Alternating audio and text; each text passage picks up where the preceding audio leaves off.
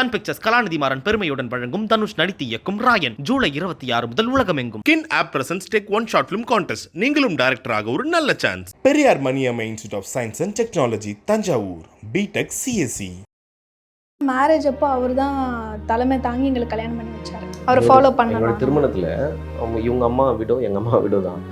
ஆனால் இவங்க அம்மா கிட்ட கொடுத்து தாலி நீங்கள் தொட்டு கொடுங்கன்ட்டு அவங்க ரெண்டு பேரும் தாலி எடுத்து கொடுத்து தான் நாங்கள் அண்ணன் சொன்ன உடனே அவங்க அழ ஆரம்பிச்சிட்டாங்க. தொட்டு அது கொடுத்தாங்க.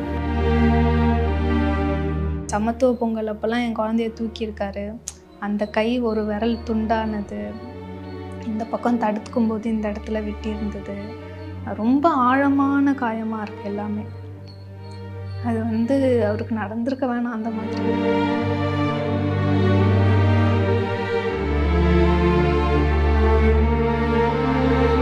அந்த சிசிடிவி கேமரா லாஸ்ட்டாக பார்க்கும்போதும் எப்படி இருக்குன்னா, ஒரு மாதிரி துடிக்கிறாரு.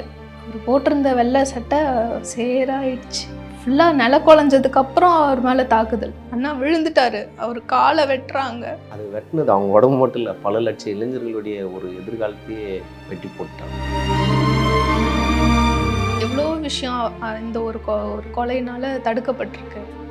நாங்கள் போய் பார்க்கலான்றோம். அதுக்கு அடுத்த வாரம் புக்ஸ் கொடுத்ததுனால இதை பற்றி படிச்சுட்டு பார்க்கலான்னு இருந்தோம். எவ்வளோ மிஸ் பண்ணுறோம். எங்கள் அண்ணியெல்லாம் நாங்கள் பார்க்க முடியல, அவங்க முகத்தையே பார்க்க முடியல. அவங்களுக்கு எந்த ஒரு விதத்துலேயும் ஒரு சின்ன ஆறுதல் கூட நம்மளால சொல்லவே முடியும். அவர் ரொம்ப குழந்தைங்க, அவர் மனசு ரொம்ப குழந்தை மாதிரி. அந்த கத்தியத்துன்னு வந்தவங்க ஒரு 2 நிமிஷம் பேசினா கத்தி கீழே போட்டு ஜெய்வின்னு சொல்லிட்டு போயிருப்பாங்க. ஐடியில் ஒர்க் பண்ணுறாங்க. அண்ணனோட இறப்புனால நான் ஒரு வழக்கறிஞர் ஆகணும்னு முடிவு வச்சுட்டாங்க. ஏன் ஐடி நல்ல சேலரி இருக்கும்? என்னோட இத்தனை வருஷத்தில் இது மாதிரியான ஒரு தாக்குதல் என் மனசை பாதிக்கல. உலக தமிழர்கள் அனைவருக்கும் வணக்கம். இன்றைய சிறப்பு நேர்காணலில் நம்மோடு இருக்கக்கூடியவர் பகுஜன் சமாஜ் கட்சியின் அலெக்ஸ் மற்றும் கவிமுகில். வணக்கம். ஆம்ஸ்ட்ராங் அவர்களுடனான அந்த நெருக்கம் அல்லது அவருடனான அந்த சந்திப்பு, அது எப்போதிலிருந்து அவருடன் நம்ம பயணிக்கிறோம்? 2014 ஸ்டார்ட் ஆகிடுச்சு. அப்போ தான் ஃபஸ்ட்டு அண்ணா மீட் பண்ணுறோம். அப்பத்துலேருந்து 2024 வரையும் ஒரு நாட்கள் ஆக ஆக ஆக பிணைப்பு, அந்த உறவு அதெல்லாம் அதிகமாக மாறிச்சு. ஏன் நம்ம அவரோட இருந்தோம்? என்னுடைய அப்பா பூவை மூர்த்தியார் கூட இருந்தார். பூவை மூர்த்தியார் ஒரு மிகப்பெரிய அம்பேத்கரிஸ்ட். அவருடைய பேச்சு, அவருடைய பார்வை எல்லாமே இந்த மக்கள் அதிகாரத்தை நோக்கி போகணும் அப்படின்றத ரொம்ப நேர்மையாக அரசியல் பண்ணவர். அவர் கூட அப்பா மாநில பொறுப்பில் இருந்தார். அப்போ சின்ன வயசுலேருந்து இந்த கருத்தியல் ரீதியாக எங்கள் காது உட்பட இது பேச்சு இந்த மாதிரியான கேட்டு வளர்ந்தவங்க நாங்கள். அப்போ அதுக்கப்புறமா மூர்த்தியார் அண்ணன் இறந்துடுறாரு. அப்போது எங்களுக்கு அம்பேத்கரிய சிந்தனை உள்ள ஒரு நல்ல ஒரு தலைவரை, லீடர் தேடணும்னு ஒரு எண்ணம். அப்போது ஆம்ஸ்ட்ராங் அண்ணன் எங்களுக்கு அவர் பார்த்து எப்படிப்பட்டவர் அப்படின்னு தெரிஞ்சுட்டு நாங்கள் போய் பார்த்து, இப்போ அவர்கிட்ட பேசும்போது தான் தெரிஞ்சது அவர் பெரிய லைப்ரரி அப்படின்றது தெரிஞ்சது. இப்போ தலைவராக நம்ம ஏற்றுக்கிறதுக்கான ஒரு மிகப்பெரிய தகுதி உள்ள ஒரு லீடர் அவர். நம்ம பெரம்பூர் இல்லை, தமிழ்நாடு இல்லை, ஒரு அதுக்குள்ளே வட்டத்துக்குள்ளே வைக்காத ஒரு தேசிய, ஒரு இந்தியாவில் மிகப்பெரிய ஒரு தலைவர் அவர் ஆம்ஸ்ட்ராங் அண்ணன். நான் எல்லா மீடியாவில் பணி செஞ்சுருக்கேன். செய்தித்துறையில், எல்லா துறையிலும் எவ்வளோ அரசியல்வாதிகளுடைய இன்டர்வியூஸ் நானே எடிட் பண்ணி நானே கட் பண்ணியிருக்கிறேன். இவளுடைய அரசியல்வாதிகளுடைய பேச்சுகளை கேட்டிருக்கேன். நான் என் அண்ணனை போல், ஒரு ஆம்ஸ்ட்ராங் அண்ணனை போல் ஒரு சிறந்த கொள்கைவாதியை நான் பார்த்ததே கிடையாது. மிகப்பெரிய கொள்கைவாதி. அந்த கொள்கை பிடிப்பு ரொம்ப ஸ்ட்ராங்கானது, நேர்மையானது. எங்கேயுமே எதற்காகவும் கொள்கையிலிருந்து கடுகளவு கூட வெளியில் வந்தது கிடையாது. அப்படிப்பட்ட ஒரு மிகப்பெரிய ஒரு மாமனிதரை பார்க்குறது கஷ்டம். என்னுடைய வாழ்நாள் காலத்தில் அவருடைய இருந்தார், அவர் கூட நாம் இருந்துட்டுறதே பெரிய விஷயம். இல்லை, பல தலைவர்களும் இருக்காங்க, பல கட்சிகளும் இருக்குது. நமக்கு ஆம்ஸ்ட்ராங் அவர்களோட பழகினக்கு பிறகு அவர் யார், அவருடைய கொள்கை என்ன, எப்படி ஒரு பிடிப்பமாக இருக்கார் அப்படின்லாம் தெரிஞ்சுக்கலாம். சூஸ் பண்ணுறதுல இவரோட இருக்கலாம்ன்ற ஒன்று இருக்குல்ல. அவர் இயல்பாகவே பார்த்தீங்கன்னா சீக்கிரமாக கனெக்ட் ஆகிடுவார் எல்லாருக்கூடையும். நார்மலாகவே இப்போ நீங்கள் போகிறீங்கன்னா புதுசாக ஒருத்தர் அப்படின்னு சொல்லி பேச மாட்டார். ரொம்ப ஃப்ரெண்ட்லியாக இருப்பார். பந்தா அந்த மாதிரி கிடையாது. ஒரு டிஸ்டன்ஸ் மெயின்டைன் பண்ண மாட்டார். சகஜமாக பேசுவார். அதுவே வந்து நம்ம ஃபஸ்ட்டு கனெக்ட் ஆகிக்கிறதுக்கு யூஸ் ஆகுது. சரிங்களா? அதுக்கப்புறமா அவர் வந்து கரெக்டாக பேசுவார். அவர் பேசுகிற விதம் ஃபஸ்ட்டு எங்களுக்கு பிடிக்கும். என்கிட்ட பார்த்தீங்கன்னா என்னோடய கல்யாணத்தப்போ தான் அவர் எனக்கு அறிமுகமாகிறார். அதுக்கு முன்னாடி வந்து இவர் அம்பேத்கர் அவருடைய நினைவு நாளுக்கு வந்து அங்கே அது மணிமண்டபத்துக்கு போயிருந்தோம். அப்போது பார்த்தேன், ஜஸ்ட் பார்த்துருக்கேன் இவருன்னு சொல்லிட்டு. ஆனால் மேரேஜ் அப்போ அவர் தான் தலைமை தாங்கி எங்களுக்கு கல்யாணம் பண்ணி வச்சார். அப்பயுமே எனக்கு அந்தளவுக்கு பிடிக்கும், அவர் பார்த்தா பிடிக்கும் அந்த மாதிரி இருந்தது. பெரிய இம்ப்ரெஸ் ஆகிற அளவுக்குலாம் இல்லை. ஆனால் இவர்கிட்ட வந்து பேசுவார். பேசுகிற விதம்லாம் மோட்டிவேட்டடாக இருக்கும். எப்போவுமே வந்து நம்ம எல்லாரையும் சேர்த்து வச்சு நாம் வரணும், நாம் தெரிஞ்சுக்கணும். ஏதாவது ஒரு சின்ன வீடியோ, ஏதோ ஒரு கண்டென்ட் இவர் எடிட் பண்ணி கொடுக்குறாங்கன்னா, நீ படிச்சியா இல்லையா, படிச்சுட்டு நீங்கள் இதை பண்ணுங்கள், தெரிஞ்சுக்கிட்டு பண்ணுங்கள், அந்த மாதிரி நம்ம அப்பா அம்மா சொல்லுவாங்க. அந்த இடத்துல இவர் சொல்கிறது வந்து புதுசாக இருக்குது. எல்லாரும் சொல்கிறாங்கன்றது டவுட்டு. அந்த விதத்தில் அண்ணா வந்து கொஞ்சம் டிஃப்ரெண்ட்டான ஆள், ரொம்ப இம்ப்ரெசிவான ஒரு ஆள். இப்போ இவங்க வந்து விடுதியில் தான் தங்கி படித்து அங்கேயே தான் வளர்ந்தவங்க. இவங்களுக்கு சமூகத்துக்கான பெருசாக அந்த அப்போ வந்து புரிதல்லாம் கிடையாது. அப்போது இவங்க அண்ணனுடைய பேச்சு கேட்டு அண்ணனுடைய அணுகுமுறை, அவருடைய கொள்கை, பாபா சாஹிப்னா என்ன, இந்திய சமூகத்தில் பரவோடி கிடக்கிற ஜாதியோட கொடுமைகள் என்ன, அதோடைய வீரியம் எப்படி இருக்குது, அதெல்லாம் அண்ணங்கிட்ட இருந்து பேச்சு, அவருடைய அண்ணன் பேச்சை கேட்டு தான் இப்போ ஓரளவுக்கு அவங்க வந்து அண்ணனுடைய பாதியை சூஸ் பண்ணியிருக்காங்க. அரசியல் அப்படிங்கிறது எனக்கு சுத்தமாக ஒத்துக்காத ஒரு விஷயம். கம்ப்ளீட்டாக அது ஒரு இது மூவியில் வருதுன்னா அதில் ஃபைட் சீனோ அரசியல் சீனோ வந்தால் பார்க்கவே மாட்டேன். அது எனக்கு ரொம்ப ஈடுபாடும் கிடையாது, சுத்தமாக ஜீரோ. அதில் நான் எப்போ எனக்கு ஈடுபாடு வருதுன்னா, அரசியலுங்கிற கோணம் வந்து எனக்கு வேறு மாதிரி இருந்தது. டிவியில் காட்டுற மாதிரி அடிதடி சண்டை இந்த மாதிரிலாம் ஒரு பெர்ஸ்பெக்டிவ் கொடுத்துருக்காங்க இல்லையா. ஆனால் இவர் அண்ணா மூலயமா இவர் எனக்கு ஏதாவது அட்வைஸ்லாம் கொடுப்பாரு, நிறைய நியூஸ் போடுவார். பார்க்கும்போது கொஞ்சமாக நான் என்ன ஆகுறேன்னா இந்த பக்கம் டேர்ன் ஆகிறேன். அப்புறம் எனக்கு எப்படி ஆகுதுன்னா கொஞ்சம் இன்ட்ரெஸ்ட் வர ஆரம்பிக்குது, அதை எப்படி அணுகணும் அப்படின்றது. இப்போ அண்ணா வந்து வீடியோவில் காஞ்சிராமையா பற்றி போடணும் அப்படின்னு சொல்லி ஒரு டிஸ்கஸ் பண்ணிட்டு இருந்தார். அப்படி யார் அவர் அப்படின்னு சொல்லிட்டு அவர் எங்களுக்கு ஒரு 21 புக்ஸ் கொடுத்துருந்தார். அதில் எடுத்து படிக்கும்போது பார்த்தா பிஎஸ்பி ஸ்டார்ட் ஆகிற ஃபஸ்ட்டுலேருந்து அவங்க எப்படி ஃபஸ்ட்டு அவங்களுக்கு இது தோணுச்சு, எல்லாமே ஒரு டாட்லேருந்து தான் ஒரு லைனே க்ரியேட் ஆகுது. அப்படிங்கும்போது காஞ்சிராம்ங்கிற ஒரு யார், அவர் லைஃப்பில் நடந்த தாக்கத்தினால தான் இப்போ பிஎஸ்பி கட்சின்னு வந்திருக்கு. அவருக்கு எப்படி தாக்கம் வந்தது, இந்த மாதிரி அதை எப்படின்னா தோண்ட போய்கிட்டே இருக்குது, எங்கே ஆதி இருக்குது அப்படின்ற மாதிரி. அந்த மாதிரி அண்ணா வந்து எங்களுக்கு சொல்கிறது ஃபுல்லாகவே நாங்கள் புக்கு படிக்க தேவையில்லை, அண்ணா சொன்னால் போதும் எங்களுக்கு. அதுதான் புக்லேயும் இருக்குது. என்னால் ரொம்ப கனெக்ட் பண்ணிக்க முடிஞ்சுது. ஸோ இப்போ எனக்கு வந்து அரசியலை பற்றி பேசணும், நார்மல் எல்லாருமே பேசணும், எல்லாருமே தெரிஞ்சுக்கணும். எதிர்த்து கேள்வி கேட்டால் வந்து அது கேட்கறதுக்கு பயமுறுத்துறாங்க இல்லையா, அதெல்லாம் வந்து விடணும் அப்படின்னு. எனக்கு சரியான நான் ஒரு பயந்தாங்குழி. ஆனால் அதெல்லாம் கொஞ்சமாக சேஞ்ச் பண்ணிகிட்ருக்கேன், கொஞ்சமாக இப்போ தான். 2014 அரசியல் ஈடுபாடு அப்பா மாதிரியே நம்மளும் இருக்கலாம்னு யோசித்தோம்ல, அப்போ ஆம்ஸ்ட்ராங்கை சூஸ் பண்ணதுக்கான காரணம் என்ன? அப்போது ஆம்ஸ்ட்ராங்கன்னு நாங்கள் ஒரு 2014 வந்து இப்போ எனக்குன்னா ஒரு 35 வந்துச்சு. 2014 எவ்வளோ 20-25 வயசு. அப்போ வந்து எனக்கு அப்பா இருந்தாங்க, மூர்த்தியனை கூட இருந்தாங்க. அப்போ எங்களுக்கு வந்து பெரிய பொலிட்டிக்கல் நாலேஜ் கிடையாது.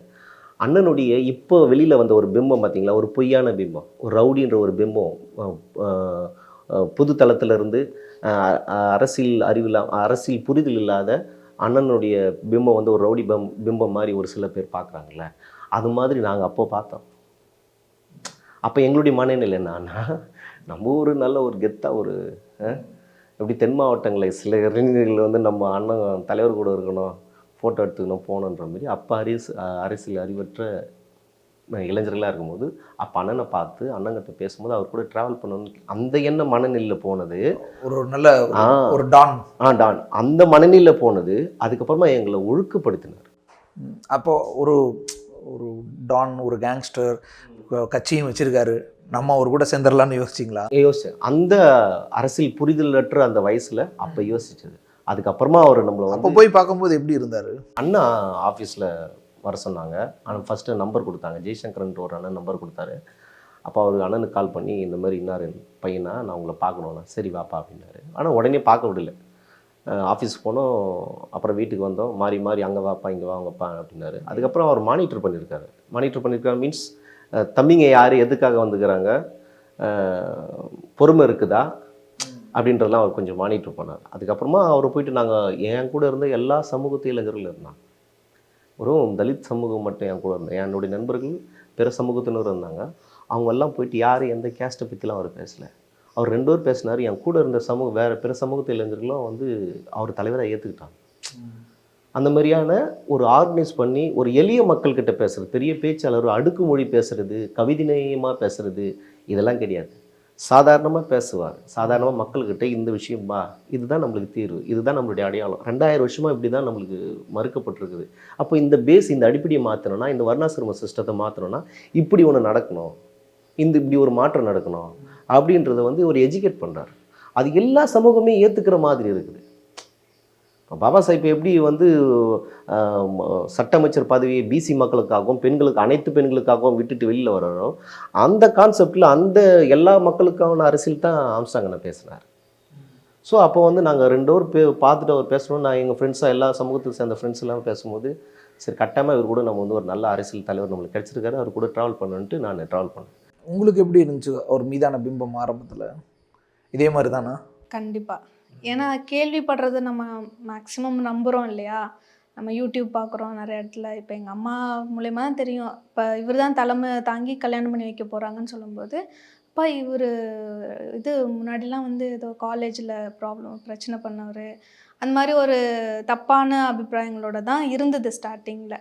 ஆனால் அவர்கிட்ட பேசும்போதோ பழகும்போதோ அப்படி ஒன்று இல்லவே இல்லை. அது கம்ப்ளீட்டாக டிஃப்ரெண்ட்டாக இருக்கிறாரு நேரில் பழகிறது, பேசுகிறது. இவங்களுக்கு வந்து அண்ணனுடைய இறப்பு பெரிய பாதிப்பு ஏற்பட்டுச்சு.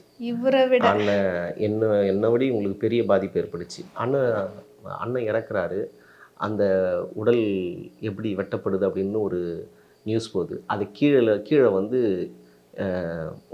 ஜாதி வெறியர் இறந்துட்டாரு அப்படின்ற மாதிரி ஒரு நெகட்டிவான கமெண்ட்ஸ்லாம் போகுது. இதெல்லாம் பார்த்துட்டு இவங்க அப்போ தான் இவங்களுடைய அந்த சமூகத்தான புரிதல் வந்து இவங்களுக்கு ஓரளவு இன்னும் அதிகமாக தெரியுது. அப்போது நம்ம செய்ய வேண்டிய வேலை அதிகமாக இருக்குது அப்படின்னு இவங்களும் தெரிஞ்சுக்கிறாங்க. என்னோட அப்பா அம்மா வந்து கலப்பு திருமணம் தான். அவங்க டைமில் வந்து எங்கள் அம்மாவுக்கு கொஞ்சம் காமெடியாக சொல்லுவாங்க, இதெல்லாம் வந்து கீழே தெரு மேலே தெரு அந்த மாதிரிலாம் சொல்லிட்டு, தாத்தாலாம் வந்து சண்டை போடுவார், தாத்தா வந்து மேல் ஜாதின்னு அந்த மாதிரி ஒரு சும்மா ஒரு வெளிப்படையாக ஓப்பனாக ஒரு டீப்பாக சொல்லாமல் மேலோட்டமாக சொல்லியிருந்தனால, அதுக்கப்புறம் ஹாஸ்டல்ஸில் இருக்கும்போது எனக்கு எல்லா விதமான ஃப்ரெண்ட்ஸ் இருக்கனால எனக்கு அங்கேயும் எந்த ப்ராப்ளமும் இல்லை. ஆஃப்டர் மேரேஜ் இந்த 4 இயர்ஸாக தான் வந்து நான் இதை பற்றி டீப்பாக தெரிஞ்சுக்கிட்டேன். அண்ணாவோட அந்த படுகொலை நியூஸ் வருது, அப்போ கூட ஏதோ அட்டெம்ப்ட் மர்டர்ன்ற மாதிரி தான் வந்தது. அப்புறம் கொஞ்ச நேரம் பொறுத்து அம்மாவே ஃபோன் பண்ணி, இல்லைப்பா இறந்துட்டாங்கன்னு சொல்லி போடுறாங்க, இந்த நியூஸ் பாரு அந்த நியூஸ் பாருன்னு இப்போ பார்க்குறேன். அதில் கீழேயே இவ்வளோ பேர் எப்படி நடந்ததுன்னு நான் அவங்களோட வருத்தத்தை சொல்லிகிட்டு இருக்கும்போது அங்கே சொல்கிறாங்க, இவன்லாம் சாக வேண்டிய ஆள், எஸ்சிங்கெல்லாம் எனக்கு ஆகவே ஆகாது அப்படியே போடுறாங்க, நீங்களாம் செத்து தொலைங்க நாய்ங்களா, இந்த மாதிரியான வார்த்தைங்க.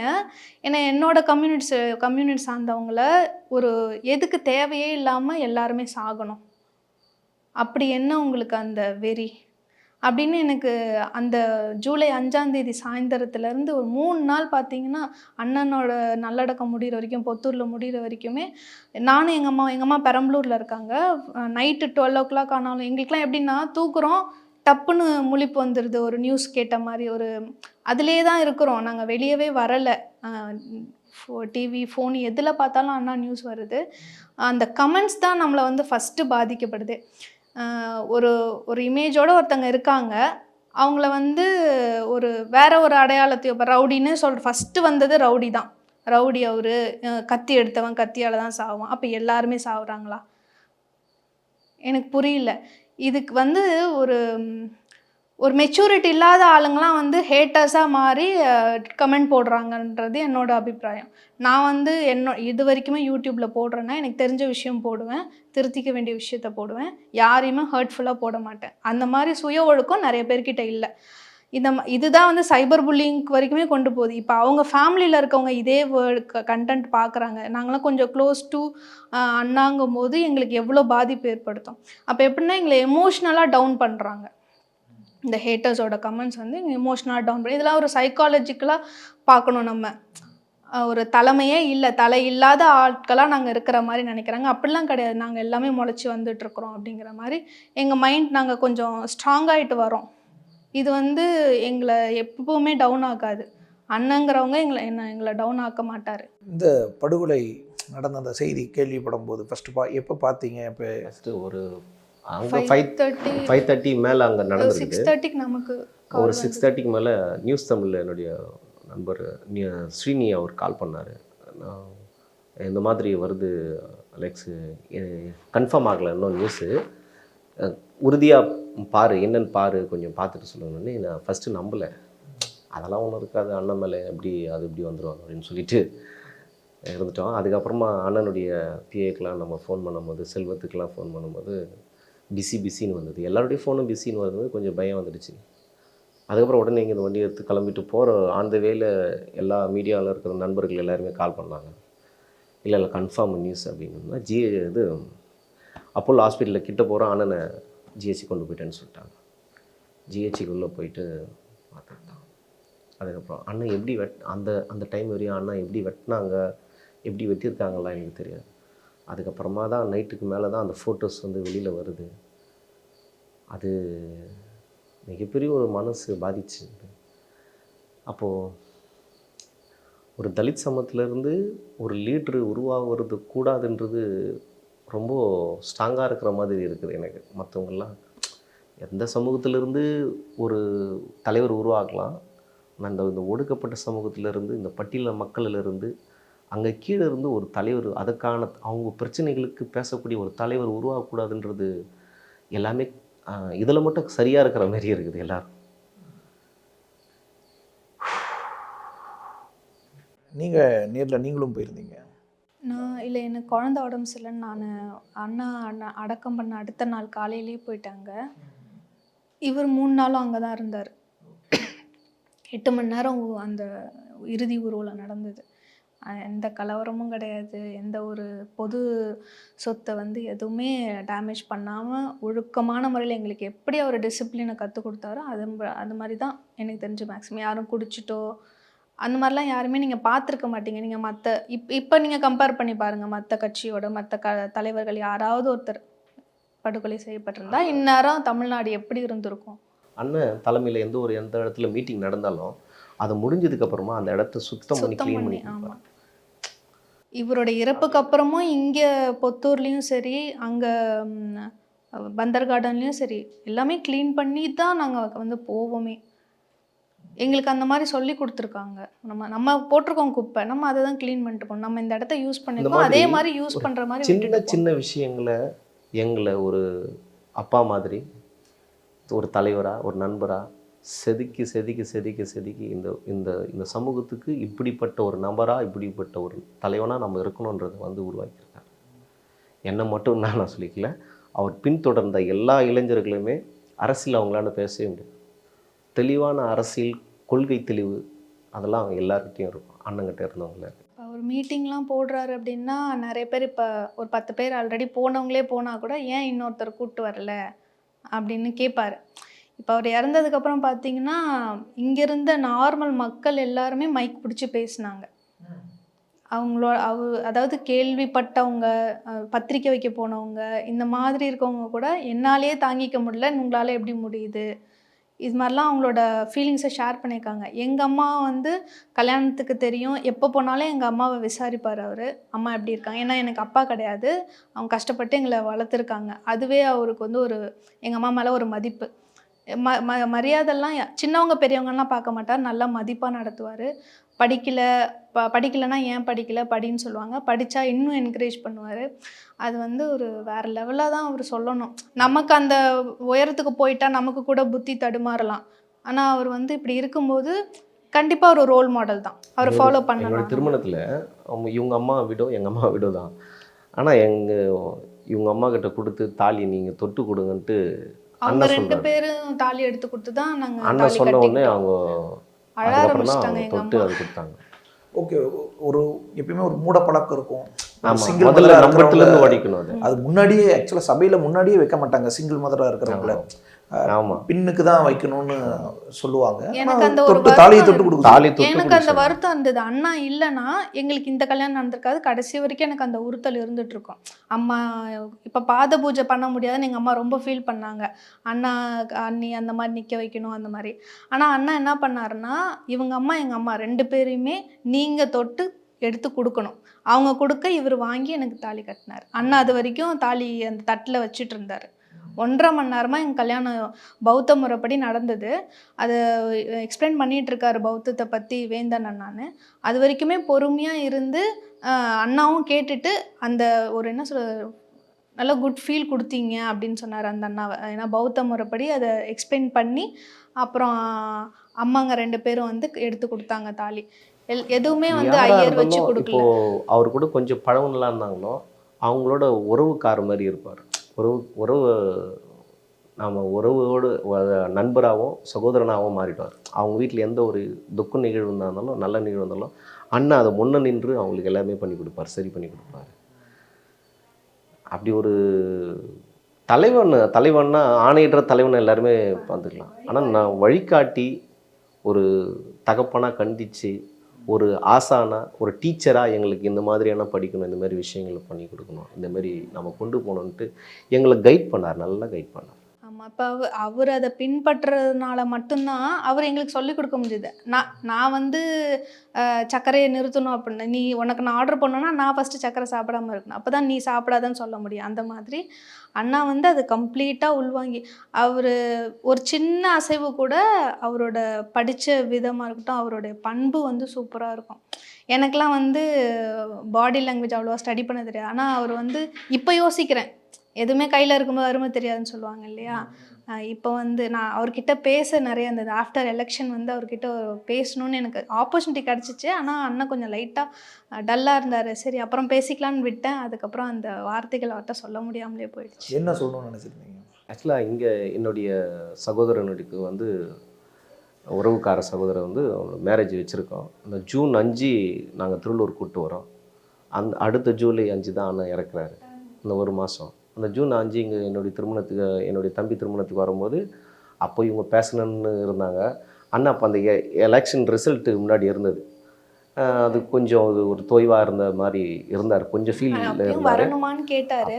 இல்லை நான் தம்பிங்களாம் வர சொல்கிறாங்கன்னா பார்க்கணும் போல இருக்குன்னு உடனே அந்த மழையில் 1.5 hours டிராஃபிக்கில் வந்தார். நாங்கள் எந்த ஒரு பொருளாதாரத்தில் பெரிய அதுக்கப்புறம் ஆனந்தன் ஆள் கிடையாது.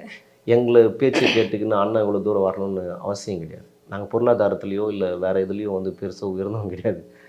ஒரு சாதாரண ஆள் தான், நாங்கள்லாம் சாதாரண மக்கள் தான். ஆனால் எங்களுக்காக அவர் பண்ண விஷயம், எங்களுக்காக எல்லாமே பண்ணதெல்லாம் கிரேட். என்ன சொல்ல வச்சுருந்தீங்க அப்போ? அந்த இல்லை அவர் எனக்கு அவர் பார்த்தாலே ரொம்ப பாசிட்டிவாக ஃபீல் ஆகும். அன்றைக்கி மட்டும் கொஞ்சம் டல்லாக இருந்தாங்க. அதான் ரிசல்ட்டு தான் மெயின் ரீசன் அவர் அப்படி டல்லாக இருந்ததுக்கு.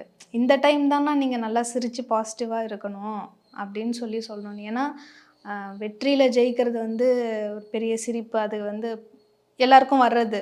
ஒரு தோல்வி வரும்போது அப்போ சிரிக்கிறீங்கன்னா தான் அது எங்களுக்கு தைரியம்னு சொல்கிறதுக்காக இருந்தேன். என் குழந்தைய தூக்கி வச்சுருந்தாரு.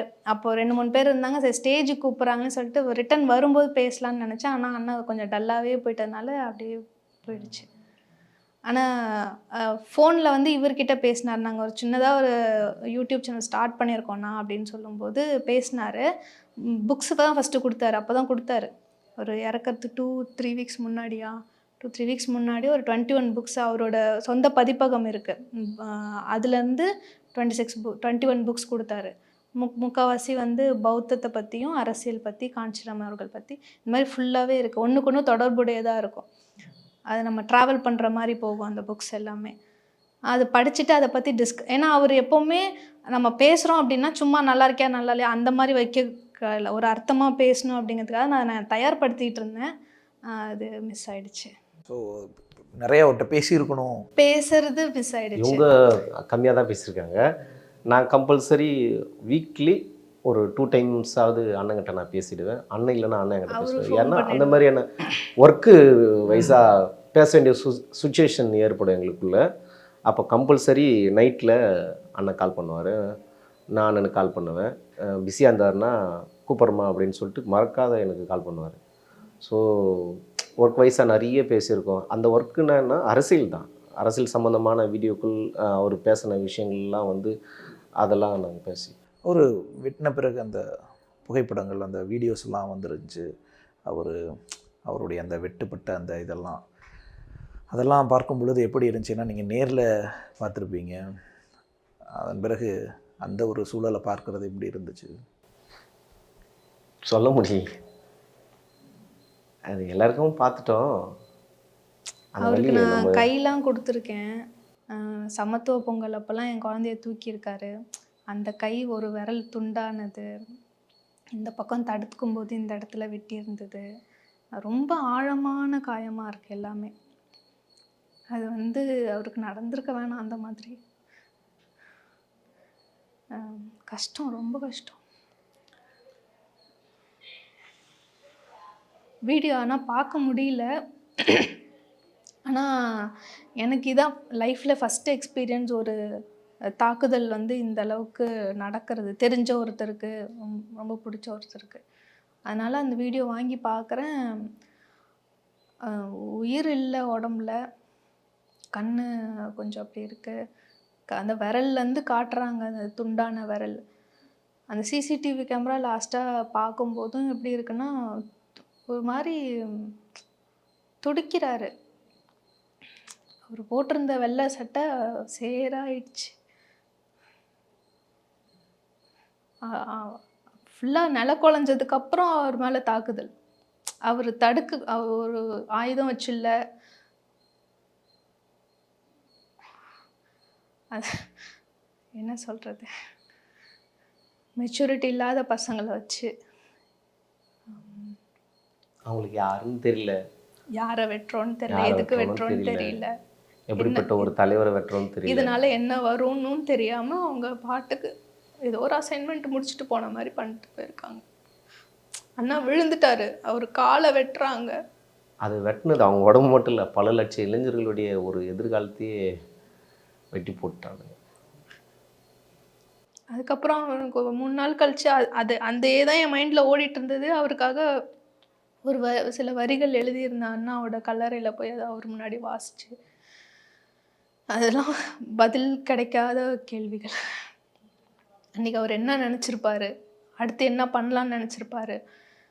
எவ்வளோ விஷயம் இந்த ஒரு கொலையினால் தடுக்கப்பட்டிருக்கு. நாங்கள் போய் பார்க்கலான் இருந்தோம். அதுக்கு அடுத்த வாரம் புக்ஸ் கொடுத்ததுனால இதை பற்றி படிச்சுட்டு பார்க்கலான்னு இருந்தோம். எவ்வளோ மிஸ் பண்ணுறோம். எங்கள் அண்ணியெல்லாம் நாங்கள் பார்க்க முடியல, அவங்க முகத்தையே பார்க்க முடியல. அவங்களுக்கு எந்த ஒரு விதத்துலேயும் ஒரு சின்ன ஆறுதல் கூட நம்மளால் சொல்லவே முடியாது. ஒரு 10 வருஷம் பழகின அண்ணனா சகோதரனா ஃப்ரெண்டாக இருந்த எனக்கு எவ்வளோ இருக்கும்னா, அதை காட்டிலும் எங்கள் அன்னிக்கு எவ்வளோ மனசு உடைஞ்சிருக்கும். அவங்களுக்கு அண்ணனுக்காக காத்திருந்து இவ்வளோ தூரம், இவ்வளோ வருஷம் காத்திருந்து அவங்களுக்காக கல்யாணம் பண்ணி ஒரு அழகான குழந்தை பெற்று ஒரு பிறந்தநாள் கொண்டாடி அண்ணன் கனவாக நினச்சி ஒரு தன் குழந்தைய அழகாக வச்சு பாதுகாக்கிற மாதிரி ஒரு அழகான ஒரு வீட்டை கட்டுறதுக்கு எவ்வளோ ஒரு கனவுகள், இந்த சமூகத்தின் மீது உள்ள கனவு இருக்கும். இந்த சமூகத்தை இளைஞர்களை நம்பி வர இளைஞர்களை எப்படி ஒழுங்குபடுத்தி நல்ல அரசியல் கொண்டு போகணுன்ற அவருக்கு அந்த கனவு எப்படி இருந்திருக்கும், குடும்பத்து சம்பந்தமான கனவு எப்படி இருந்திருக்கும், அதெல்லாம் போயிடுச்சு. எங்கள் அன்றைக்கெலாம் எங்கெல்லாம் ஆறுதல் எல்லாம் சொல்லவே முடியாது. நாங்கள் போய் வழக்கமாக எவ்வளோ பாதுகாப்போடு இருப்பார், எப்படி இருப்பார், அந்த தருணம் எப்படி தோணுச்சு? அண்ணன் வந்து பாதுகாப்புலாம் ஒன்றும் பெருசாக ஒரு 10 பேரை வச்சுட்டுலாம் இருக்கவே மாட்டார் அவர்.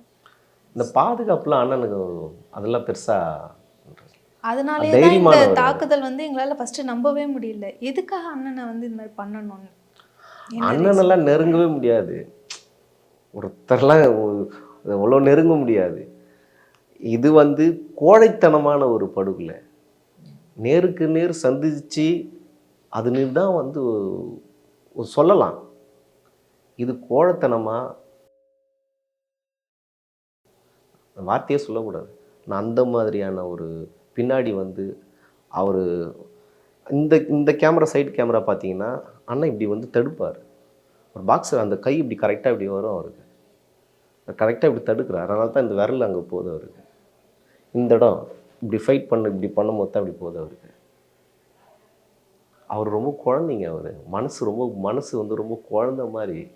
அந்த கத்தி எடுத்துன்னு வந்தவங்க ஒரு 2 நிமிஷம் பேசினான்னா கத்தியை கீழே போட்டு ஜெய்வின்னு சொல்லிட்டு போயிருப்பாங்க. அந்த மாதிரியான ஒரு நபர் ஈஸியாக கனெக்ட் ஆகிடுவார், ஈஸியாக சகோதரனாக ஆகிடுவார், ஈஸியாக ஒரு ஃப்ரெண்டாக மாறிடுவார். மிகப்பெரிய நாலேஜபிள் பர்சன். பார்க்கவே முடியாது. அந்த மாதிரியான ஒரு பொலிட்டிக்கல் நாலேஜ் பாபா சாஹிப் அம்பேத்கருடைய மொத்த அரசியலாகவும் அவர்கிட்ட இருக்குது. அப்படிப்பட்ட ஒருத்தரை ஏன் மற்ற ரவுடிகள்லாம் டார்கெட் பண்ணும்? ஏன்னா இதில் வழக்கில் கைது படலங்கள் அல்லது தேடுற படலங்கள்னு வர செய்திகள்லாம் பல்வேறு பகுதியை சேர்ந்த ரவுடிகளாக இருக்காங்க, அல்லது குற்ற பின்னணி கொண்ட பெயர்களாக இருக்குது, வழக்கறிஞர்களாக இருக்காங்க. அந்த வழக்கறிஞர்களுக்கு மேலேயும் வழக்குகள் இருக்குதுன்னு சொல்கிறாங்க. ஒரு கும்பல் மோதல், ஒரு கேங்குகளுக்கு இடையிலான படுகொலையில் ஒரு முன்விரோதம் காரணமாக செய்கிறாங்கன்றாங்க. யார் கேங்கு? செய்திகள் வருது இல்லை, யார் செய்திகள் வருது, புரியுதுங்களா? போலீஸே சொன்னாங்க. போலீஸ் அடுத்த நாள் காலையிலேயே போலீஸே சொல்கிறாங்க. ஒரு மோட்டிவ் தான்.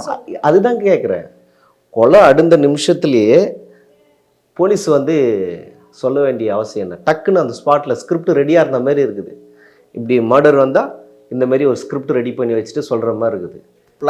எல்லாமே பிளான் மாதிரி தானே இருக்குது.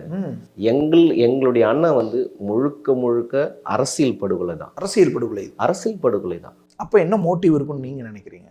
அண்ணனுடைய வளர்ச்சி, இந்த மக்கள், தலித் மக்கள் இருந்து ஒரு லீட்ரு எந்த கட்சி பிற கட்சியோட சேராமல் கொள்கை ரீதியாக இவ்வளோ இளைஞர்களை ஒருங்கிணைச்சி வழக்கறிஞர்களை உருவாகியிருக்காரு. அரசியல் ரீதியாக இவ்வளோ தூரம் வளர்ந்துருக்கிறார். ஒரு தனிநபராக எந்த ஒரு பண பின்புலம் கிடையாது. சாதாரண மக்கள் தான் நாங்கள். இந்த மக்கள் இருந்து ஒரு தலைவனை உருவாக்குறதுக்கு எவ்வளோ கஷ்டங்க. இந்த பட்டியலின மக்கள் இருந்து ஒரு லீடரை உருவாக்குறதுக்கு ரொம்ப போராடினாங்க. ஒரு லீடரை உருவாக்கி ஒரு எங்களுக்குன்னு ஒரு சுயமாக அரசியல் அதிகாரத்தை கைப்பற்ற அளவுக்கு நாங்கள் ஒருங்கிணைக்கிற லீடரு. ஆனால் நீங்களே சொன்னீங்கல்ல, நான் 2014 சேரும்போது ஒரு மாசு இவர்கிட்ட அது என்னன்னு சொன்னா பொதுவா இருக்கிற மனநிலை, அந்த பொது மனநிலை உங்ககிட்டயே அந்த பொதுவா அதுதான் சொல்றேன். அந்த மனநிலையே எப்படி மெச்சூர் இல்லாம இருக்குது. எனக்கு மெச்சூர் இல்லாத அரசியல்ல இருக்கும்போது நான் தெரியுது அந்த மனநிலை. இப்போ நீங்களும் சொல்லியிருந்தீங்க, எனக்கும் அப்படிதான் இருந்துச்சு அவரை பத்தி கேள்விப்பட்டதெல்லாம் அப்படின்னு சொல்லி. அந்த மனநிலை எப்படி உருவாயிருக்கும் அந்த பொது சமூகம்? பொது சமூகம் எனக்கு உருவாக்குதில்ல. எனக்கு அரசியல் தெரியாது. ஆரம்பத்தில் அரசியல் எதுவுமே தெரியாது. அப்போ டிவியில் என்ன போடுதோ, பேப்பரில் என்ன போடுதோ, சுற்றி இருக்கிறவங்க என்ன சொல்லுவாங்களோ இதுதான். ஆனால் பொலிட்டிக்கலாக நான் தயாராகலை. இங்கே இந்தியாவில் இருக்கிற மிகப்பெரிய ஒரு சூழ்ச்சி, இங்கே இருக்கிற ஒரு ஜாதி கட்டமைப்பு பற்றி தெரியவே இல்லையே. இங்கே இருக்கிற புறவோடு இருக்கிற ஜாதியுடைய அடக்குமுறை பற்றி தெரியலையே.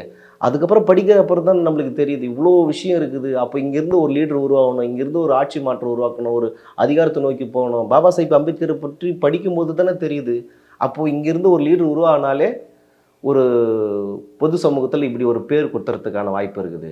இப்படி பேர் குத்திடுவாங்க. இதே வேறு சமூகத்திலேருந்து ஒரு கட்சி உருவாகுனா அவங்களுக்கு வந்து எந்த ஒரு பேர் சொல்ல மாட்டாங்க. ஆனால் இங்கேருந்து ஒரு லீட்ரு, இந்த பட்டியல மக்கள்லேருந்து ஒரு லீட்ரு உருவாகினா மட்டும் ரவுடின்னு ஈஸியாக ஒரு முத்திரை குத்துறாங்க. இப்போது இந்த முத்திரையை வந்து அரசியல் பற்றி புரிதல் இல்லாதவங்க, தெரியாதவங்க என்ன சொல்லுவாங்கன்னா அதை ஏற்றுப்பாங்க.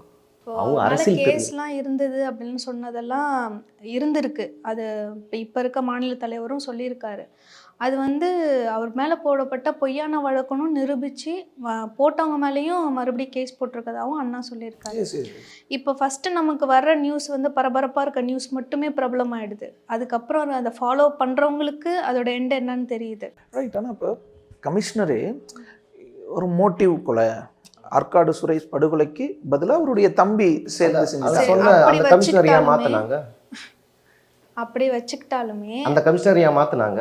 இப்போ ரீசெண்டாக அருள் பிடிபட்டதுக்கப்புறம் என்ன சொல்கிறாங்க, அவர் தான் போய் பொன்னை பாலு வந்து பிரெயின் வாஷ் பண்ணி இந்த திட்டத்துக்கெலாம் கொண்டு போகணுன்னு சொல்கிறாங்க. அருளுக்கு என்ன மோட்டிவ்? ஆக்சுவலாக மோட்டிவ் இருக்க வேண்டியது பொன்னை பாலுக்கு இருக்க வேண்டியது. ஏன் அருள் வந்து இவரை சும்மா இருந்தவரை ஏன் தூண்டி விடணும்? யார் அப்ப அருளை தூண்டி விட்டது அப்படின்னு எல்லாமே போனா ஒரு போயிட்டே இருக்கும். ஸ்கிரிப்ட் இதெல்லாம் வந்து ஒரு அழகாக கோத்துட்டு அழகாக சொல்கிற மாதிரி இருக்குது.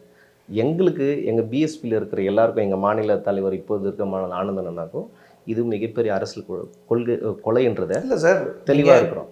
வெட்டுனவங்களுடைய பின்புலத்தை பார்த்தா அவங்களும் ஷெட்யூல் கேஸ்டாக தானே இருக்காங்க.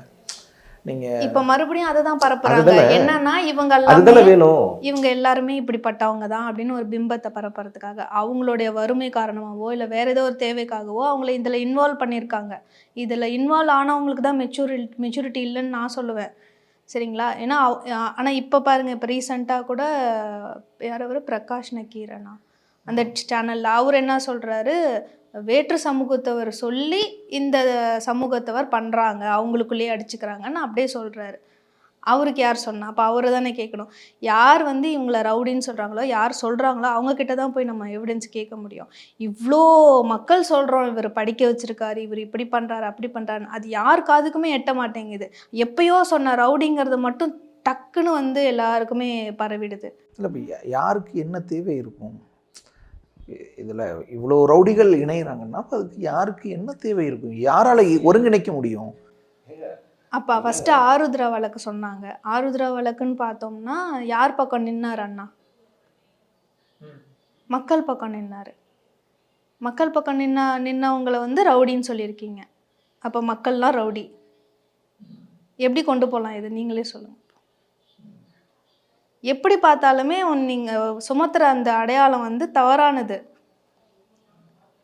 நாங்கள் இல்லைன்னு சொல்லிட்டு வந்துட்டாலுமே, இல்லை நீங்கள் இப்படிதான் சொல்லி, அதெல்லாம் அந்த காலத்தில் இந்த தொழில் செஞ்சவங்களாம் இந்த ஜாதின்னு சொல்லி வச்ச மாதிரி, இப்போ இவங்க எல்லாருமே ரவுடி, எதிர்த்து கேட்குறவங்கெல்லாம் ரவுடி, உரிமை கேட்குறவங்கலாம் ரவுடின்ற மாதிரி போயிட்டே இருக்குது. ஒரு பொண்ணு பேச மாட்டா, ஒரு ஆள் பேச மாட்டாங்க, யாருமே இனிமேல் பேச மாட்டாங்க, எல்லாருமே ஊமையாயிட வேண்டியது தான். இல்லை, எனக்கு நான் வந்து பொருளாதாரத்தில் பின்தங்கி இருக்கிறேன். எனக்கு ஒரு வழக்கு ரீதியாக வந்து என்னுடைய உரிமைக்கு, என்னுடைய பிரச்சனைக்கு வந்து ஒரு பலம் படைத்தவர்கள் என்னுடைய நிலத்தை வந்து ஆக்கிரமிப்பு பண்ணுறாங்க. ஸோ வந்து என்னால் வந்து அவங்களோட போட்டி போட்டு போராட்டம் பண்ணி அந்த என்னுடைய உரிமையை நான் பெற முடியல. இப்போ எனக்கு என்னுடைய சமூகத்தில் ஒரு இளைஞர் நல்லா படிச்சுட்டு ஒரு சொசைட்டிக்காக வேலை செய்கிறாரு. நான் அவர்கிட்ட போயிட்டு இந்த உதவி கேட்குறேன், அது என்னை பண்ணி கொடுக்குறாரு. அது ஒரு எப்படி ரவுடி ஆக முடியும்? இன்னமும் ஆலமரத்தில் உட்காந்துட்டு கட்ட பஞ்சாயத்து பண்ணுறவங்கள நாட்டாமன்னு நம்ம கையெழுத்து கும்பிடணும். அப்போ எனக்கான உரிமையை வந்து பெறறவங்க வந்து உங்களுக்கு ரவுடின்னு பார்வைப்படுதுன்னா அப்போ உங்கள் மனநிலை தானே சரியில்லை. ஆரம்பத்தில் உங்கள் மனநிலை அதுதான். இப்போ நிறைய பேர் மாறிட்டு வராங்கங்க. தெரியாமல் பேசுறது ஒன்று இருக்குது, தெரிஞ்சே பண்ணுறது. நான் அப்போ கூட நான் உங்கள் சமூகத்து மேலே இப்படித்தான் திணிப்புன்னு 2 விதம் இருக்குது. தெரியாமல் பேசணும்னா என்னுடைய ஒன்று இருக்கும், தெரிஞ்சே வேணும்னா இந்த சமூகத்துக்குள்ள இந்த வேணும்னு இந்த கட்டமைப்பு உருவாக்கணுன்ற மனநிலை வேற. யாருக்கு இருக்குன்ற சாதிவர்களுக்கு இருக்கும், அடக்குமுறை பண்ணணும்னு நினைக்கிறவங்களுக்கு இருக்கும். ஈக்குவாலிட்டி பேசுறான்னா ஏதோ ஒரு சமூகம் காதலிக்குது. இந்த சமூகத்து வந்து இப்படி ஒரு விஷயம் நடக்குது சமூகத்தில், என்ன இருந்து ரொம்ப கஷ்டம், இந்த சமூகம் ஒருங்கிணைக்குது கஷ்டம்னு நினைக்கிறதுன்னு வச்சுங்களேன். அவங்களுக்கு எதிராக ஒருத்தர் வந்து நாடக காதல்னு இன்னொரு டீம் இருக்குது பார்த்தீங்களா? ஏன் இவங்களுக்கு எதிராக பண்ணணும்? இந்த சமூகம் வந்து நீங்கள் சொல்கிறதன்படி பார்த்தா பட்டியல் சமூகத்தை சேராமல் பிசி, எம்பிசி, ஃபார்வர்ட் கேஸ்டில் கூட நிறைய பேர் பட்டியல் சமூக மக்களுக்காக பேசக்கூடியவங்க இருக்காங்க. இப்போ நீங்கள் சொல்கிற இதே இதில் இப்போது ஆம்ஸ்ட்ராங் கிட்ட போய் நின்னா அவர் நியாயத்தை பெற்றுக் கொடுக்குறாரு, அப்போ அவருக்கு ரவுடி முத்திரை குத்துவீங்களா அப்படின்றீங்க. அதர் காஸ்டில் முற்பட்ட வகுப்பை சேர்ந்தவங்க அதே மாதிரி உதவி செய்கிறவங்க மேலே அப்படி ஒரு சாயம் வர்றது இல்லையே? அதுதான் நான் ஏன் கேட்குறேன். ஏன் பர்டிகுலராக இந்த சமூகத்தில் சென்னை வாசிகள், சென்னையிலேருந்து ஒரு லீடர் உருவாகக்கூடாது, பட்டியல் சமூகத்தில் ஒரு லீடர் உருவாகக்கூடாது, எனக்கு என் பிரச்சனையை நான் பேசக்கூடாது. எனக்கு வந்து இப்போது நீங்கள் பேசலாம், எனக்கு வந்து நீங்கள் பேசினா உங்களை ஏற்றுக்கிறாங்க, எனக்கு நானே பேசணும்னு நினைக்கும் போது என் மேலே வந்து இப்படி ஒரு முத்திரை. அப்போது இண்டிபெண்ட்டாக பட்டியல் சமூகத்துலேருந்தே லீடர்ஸ் உருவாகக்கூடாது. அது வந்து இந்த ஜாதி கட்டமைப்பில் இருக்கிறவுடைய அதுக்குள்ளே இருந்து இருக்கிறவங்களுடைய பார்வை பார்த்தீங்களா, கரெக்டாக இதுதான் இருக்குது நோக்கம். அப்போ இந்த படுகொலைக்கு பின்னாடி யார் இருப்பாங்கன்னு நினைக்கிறீங்க? கட்டாயமாக வந்து எங்கள் மாநில தலைவர் ஆனந்த் என்ன சொன்னார், இதுக்கு பின்னாடி ஒரு அரசியல் இருக்குது, அது வந்து கட்டாயமாக நாங்கள் வெளிக்கொண்டு வரதுக்கான வழியை நான் செய்வேன். இப்போதைக்கு நாங்கள் ஊடகத்தில் அதை சொல்ல முடியாதுன்னு சொல்லிட்டார். இப்போது அது மீடியாவில் சொல்கிற விஷயம் கிடையாதுல்ல. இப்போ நம்ம ஓப்பனாக சொல்கிற விஷயம் கிடையாது. சிபிஐ விசாரணை வேணும் எங்கள் பெகஞ்சி வந்து கேட்குறாங்க. இதில் வந்து யாருடைய தலையீடு இல்லைன்னா தயவுசெய்து சிபிஐ விசாரணை கொடுன்றாங்க. அதே தான் எங்கள் இப்போதைய மாநில தலைவரும் அதுதான் சொல்கிறார். ஏன் சிபிஐ விசாரணை நீங்கள் கொடுக்கல? சிபிஐ விசாரணை கொடுங்க. ஆனால் அப்படி கொடுக்கறதே யாரையோ காப்பாற்றுறதுக்கு அப்படி ஒரு பார்வை வைக்கிறாங்களே, ஏன் அப்படி? அது மாநில போலீஸ் விசாரிச்சா சரியாக கண்டுபிடிக்க மாட்டாங்க அப்படின்ற ஒரு அச்சம் இருக்குன்னா, தேசிய லெவலில் ஒரு 3வது கட்சியில் பெகஞ்சி எங்களுக்கு இருக்கிறாங்க, சிபிஐ விசாரணை பண்ண போகிறாங்க. அது அவங்க கேட்கறதுல ஒரு நியாயம் இருக்குது. தான் குடும்பத்தில் இருக்கிறவங்களும் எங்கள் அண்ணி கேட்குறாங்க, அந்த குடும்பத்தில் பாதிக்கப்பட்டவங்க அண்ணி கேட்குறாங்க எங்களுக்கு சிபிஐ விசாரணை வேணுங்க. அதில் ஆனால் அதுக்கப்புறம் போலீஸே விசாரணைகள் விரிவுபடுத்தி அந்த ஃபர்ஸ்ட் நாள் 2வது நாள் இருந்த இதெல்லாம் விசாரணைக்கு போகாமல் விசாரணை விருப்பமாக காட்டுறதா கூட இருக்கலாம். நாங்கள் உறுதியாக இருக்கோம், சிபிஐ விசாரணை வேணும்னு உறுதியாக எங்கள் மாநில தலைவரும் எங்கள் பெகஞ்சி வந்து உறுதியாக இருக்கிறாங்க. இந்த வழக்கை வந்து விறுவிறுப்பாக கொண்டு போயிட்டு போலீஸே நல்லா பண்ணட்டும் அப்படின்ற மாதிரி இருக்கலாம். அந்த மாதிரியும் பேச ஆரம்பிச்சிட்டாங்க. போலீஸே வந்து கரெக்டாக தான் போயிட்டுருக்காங்க. இப்போ முதல் கோணல் முற்றிலும் கோணல்னு சொல்லுவாங்க. அதான் நீங்கள் சொன்ன மாதிரி மாற்றிட்டாங்கல்ல, கமிஷனர் ஏன் மாற்றினாங்கன்னு கேட்டிங்கல்ல, மாற்றிட்டாங்கல்ல, வேற கமிஷனர் வராரு, மாற்றிட்டு அடுத்தது காவல்துறையை விசாரிக்கிறதுக்கு அந்த அளவுலேயே ஏன் இருக்கணும்? எங்களுக்கு சிபிஐ விசாரணை வேண்டு நாங்கள் கோரிக்கை நாங்கள் மாற்றலையே, நீங்கள் போலீஸை மாற்றிட்டீங்க, நீங்கள் கமிஷனர் மாற்றிட்டீங்க, ஆனால் எங்கள் கோரிக்கை மாறவே இல்லையே. எங்கள் கோரிக்கை சிபிஐ விசாரணை தானே கேட்டது. எவ்வளோ சிபிஐ வழக்குகளும் ஒன்று தேங்கி தானே கிடக்குது. எவ்வளோ போலீஸ் விசாரணையும் தப்பாக தானே போயிருக்கு. அதுக்கப்புறம் அது ஃபெயிலியர் ஆகிட்டு சிபிஐக்கு போயிருக்கு, அங்கே சக்ஸஸ் ஆகிருக்குது. நமக்கு நிறைய புட்டப் கேசஸ்லாம் நம்ம பார்க்குறோம். எனக்கு ரிலேட்டிவ்ஸில் ஃப்ரெண்ட்ஸில் கூட சொல்லுவாங்க, சும்மா ஒரு அடிக்கிற மாதிரி கை ஓங்கினாலே நான் கொலை முயற்சின்னு சொல்லி போடுற மாதிரிலாம் கூட போட்டிருக்காங்க. இப்போ இதில் வந்து நிறைய கட்சிங்களை திமுக இல்லாத மற்ற கட்சிகள் பிரமுகர்கள்லாம் நிறைய பேர் இருக்கிறதாவும் ஒவ்வொருத்தராக சொல்கிறாங்க. எனக்கு எப்படி என்னோட பார்வையில் சொல்கிறேன், இது கட்சி ரீதியாக நான் சொல்லலை. அவங்க லிஸ்ட்டாக இவ்வளோ ரவுடிஸ் இருக்காங்க, இவங்களெல்லாம் வந்து அரெஸ்ட் பண்ணணுங்கிறதுக்கு இவரோட பேரை யூஸ் பண்ணிட்டு புட்டப் கேஸ் போடுற மாதிரி எனக்கு ஒரு தோணுது. இதெல்லாம் இதை வச்சு பயன்படுத்தி சம்போ செந்தில்னு ஒருத்தர் சொல்கிறாங்க, அவர் யாருமே பார்த்ததில்லைன்னு சொல்கிறாங்க. அவர் உயிரோட இருக்கிறதுக்கு சான்ஸ் இருக்கானுன்னு தெரில. ஆனால் இங்கே இருக்காரு அங்கே இருக்காருன்றாங்க. அந்த தகவல் மட்டும் எப்படி வருது, ஆனால் அவர் இருக்கிற இடம் தெரியலங்கிறாங்க. அங்கே ஓடி போயிட்டாங்க, இந்த தரை வழியில் தப்பிச்சு போயிட்டாங்க, வான்வெளியில் போயிட்டாங்க, என்னென்னமோ சொல்கிறாங்க. நம்புகிற மாதிரி இல்லை. எப்படி இருக்குன்னா அவங்க இது கூட கொஞ்சம் கனெக்ட் பண்ணி போகலாம் அப்படிங்கிற மாதிரி இருக்குது. சரி, ஈடுபடுத்தின அவங்கள வச்சு கொண்டு போனாலும் அவங்க மேபி நிறைய க்ரைம்ஸ் பண்ணியிருக்கலாம், அது எல்லாமே இதில் இணைச்சி கொண்டு வந்திருக்கலாம். எவ்வளவோ இருக்குது. நம்ம வந்து ஸ்ட்ரேஞ்சஸ் உண்மையாக இருக்கிற விஷயம் வந்து நம்பக்கூடிய முடியாத அளவுக்கு இருக்கும்னு சொல்லுவாங்க. நீங்கள் அவருடைய இந்த நினைவிடத்திற்கு போய் எழுதி வச்ச ஒரு வரிகளை வாசிச்சுட்டு வந்ததா சொல்லியிருந்தீங்க. என்ன வரிகள் எழுதுனீங்க அவருடைய இறப்புக்கு? அண்ணா, அன்றிரவு நீ என்ன செய்வதாக இருந்தாய்? அன்பு மகளிடம் கொஞ்சி விளையாடி அண்ணியின் கையால் அமுதுண்டு அடுத்த நாளுக்கான வழக்கப்பட்டியலை நினைவுபடுத்தியே அயர்ந்து கண்ணுறங்க இருந்தாயோ? அப்பொழுது உன் மனதில் என்ன நினைத்தாய்? கனப்பொழுது கவனத்தை சிதறவிட்டதை எண்ணி கலங்கினாயோ?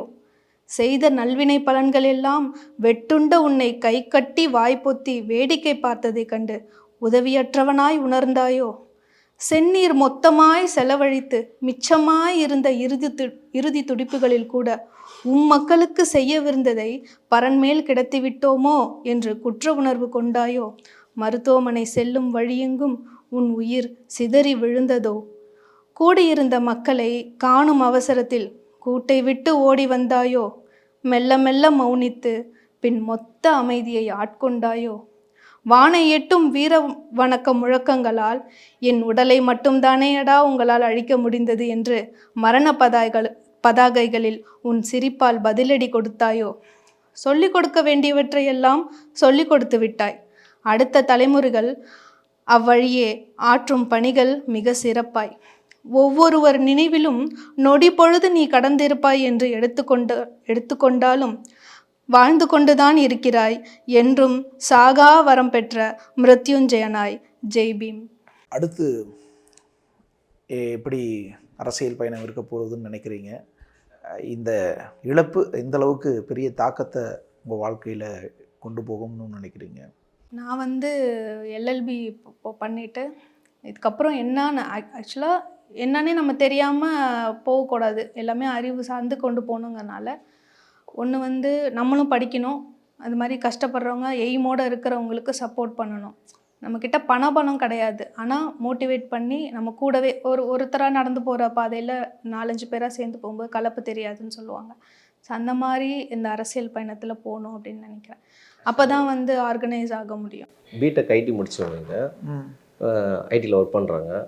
அண்ணனோட இறப்புனால நான் ஒரு வழக்கறிஞர் ஆகணும்னு முடிவு எடுத்துட்டாங்க. ஓ, ஓகே. இந்த ஃபீல்டில் இருந்து வெளியே போயிட்டு நான் ஒரு வழக்கறிஞர் ஆக போகிறேன். ஏன் ஐடி நல்ல சேலரி இருக்கும், பிடெக் அதுதான் பொருளாதாரம். என்னோட இத்தனை வருஷத்தில் இது மாதிரியான ஒரு தாக்குதல் என் மனசை பாதிக்கலை. இது மாதிரி வேறு யாருக்கும் நடந்துடக்கூடாது. என்னால் முடிஞ்சது. இதுக்கு முன்னாடிலாம் வந்து ஒரு பயந்தாங்கொழி தான் நான். இனிமேல் அப்படி இருக்கக்கூடாது. எதுக்கும் கலங்காமல் எவ்வளோ முடியுதோ பேர் எடுக்கணும் அந்த மாதிரிலாம் கிடையாது, முடிஞ்ச அளவுக்கு. ஏன்னா நாளைக்கு நான் வந்து என் பிள்ளைய இங்கே இந்த சமூகத்தில் விட்டுட்டு நான் போகணும் நிம்மதியாக. அதுக்கான ஒரு தொடக்கமாக தான் நான் இதை பார்க்குறேன். ஏன்னா என் குழந்தைய பார்க்கும்போது எனக்கு ரொம்ப பயமாக இருக்குது. இப்போ இந்த நடந்த ஒரு படுகொலையினால் எங்கள் வீட்டிலே ஒரு 4-5 குழந்தைங்க இருக்காங்க, அண்ணன் பாப்பா தங்கச்சி பாப்பான்னு சொல்லிட்டு. நாளைக்கு அவங்களுக்கு ஸ்கூல்லையே நடக்குது, நம்ம பார்க்குறோம். எவ்வளோ லேட்டஸ்ட்டாக பார்த்துருக்கோம்.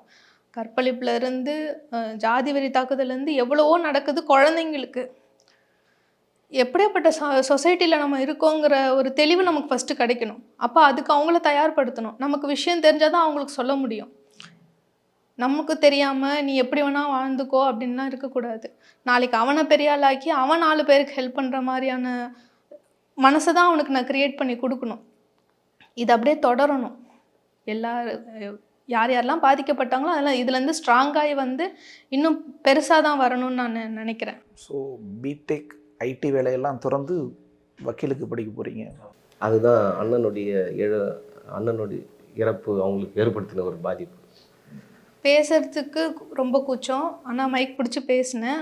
4-5 பேர் வந்து அதுவே வந்து தெளிவாக பேசுகிறேன்னு சொல்லும்போது எனக்கு இன்னும் பேசணுன்னு தான் தோணுது.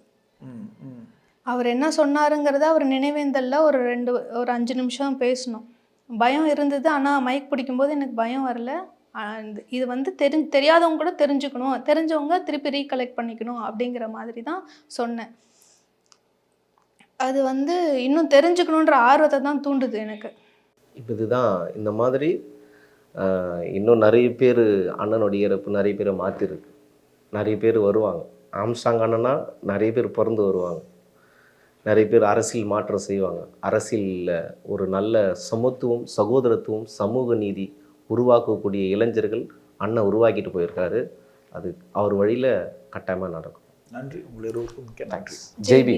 சன் பிக்சர்ஸ் கலாநிதி மாறன் பெருமையுடன் வழங்கும் தனுஷ் நடித்து இயக்கும் ராயன் ஜூலை 26 முதல் உலகமெங்கும். Kin of presence take 1 short film contest. நீங்களும் டைரக்டர் ஆக ஒரு நல்ல chance. Periyar Maniammai institute of science and technology, Thanjavur. B Tech CSC.